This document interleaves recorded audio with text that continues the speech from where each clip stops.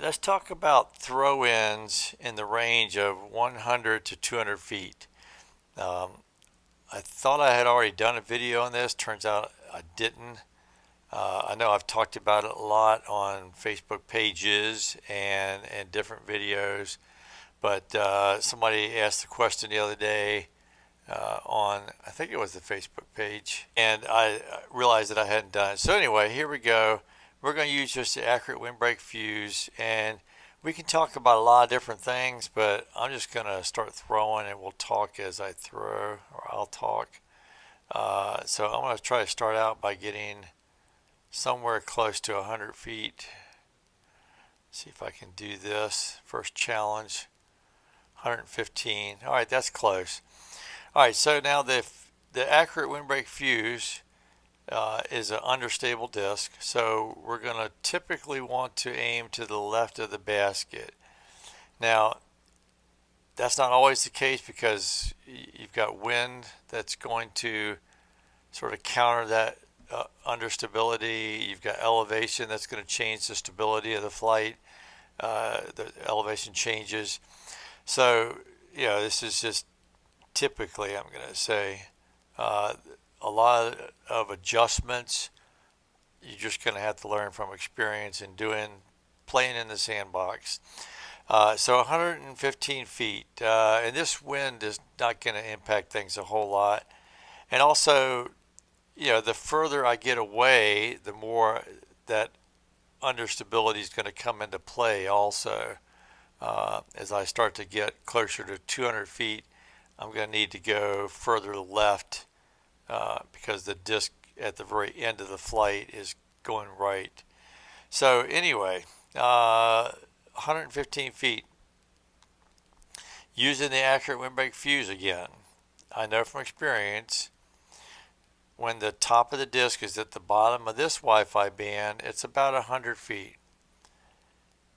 At the top of this band is 200 feet. And I know that this is about 220. And this is approximate, but that's my guidelines. So 100, 200. So obviously halfway in between should be about 150. And then you can split that again, 125, 175. Okay? And obviously there's no graduations here, no lines, just these three thick lines that we have to go by. And it's probably a good thing they're not, because honestly, if it was, the game might be a little too easy and people would get bored and you wouldn't play. So part of the skill in the game with throw-ins is developing an eye for, what is the power behind this throw that I'm about to release. If I put it here or if I put it here, what's the difference? So that's part of the game. We developed that. And I will say too that, as we get closer to 200 feet, I don't know if I can speak for other players, but I know for me, certainly my expectations drop off just about, it's probably a linear graph, commensurate with the distance. And so, at 115 feet, I'm pretty confident I can make that. 215 feet, a lot less, to put that in words.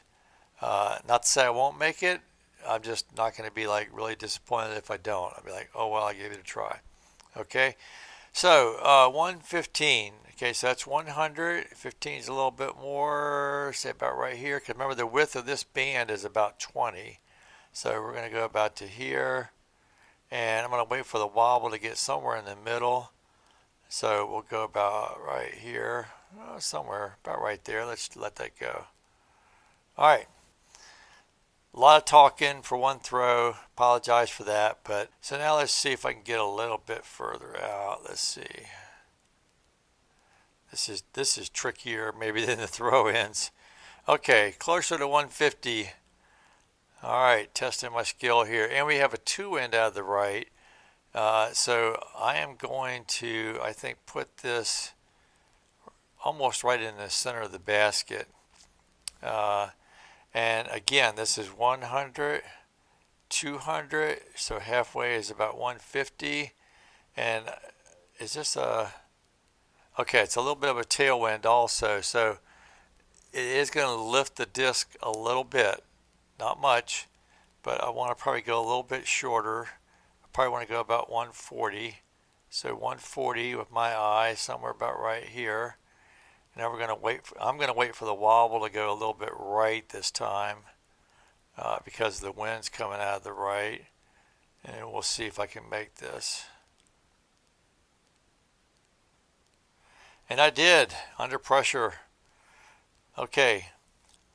All right, let's see if we can get 170 next. Should be close. Close enough. All right, and one wind out of the left, so we're going to go bottom chevron at the left side of the basket again. 150, 170 is probably about right here.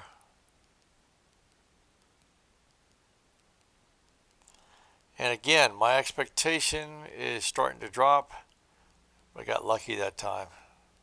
All right, let's go for 200 now, or at least 199. I'm going to put the bottom chevron just off the left side of the basket. And this is 200. We're going to go a little bit more for good measure.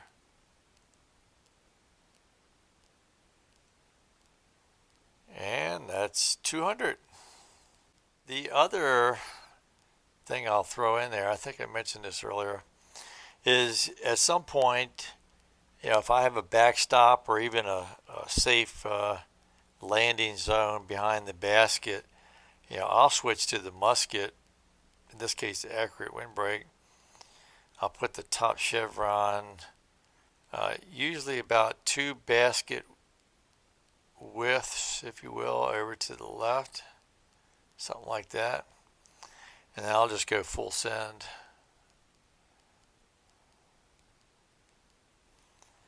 And that works a lot. That's one of my favorite shots, and I use it on Lakeside 5, I think it is. I use it on Crow's Nest 9. I use it on, what's the other one? Lost Island 2 or 3, I think it is. I use it in a lot of places. I love the full send musket shot. So anyway, yeah, that's throw-ins, 100, 200 feet. I hope you learned something, and I hope I didn't embarrass myself too badly.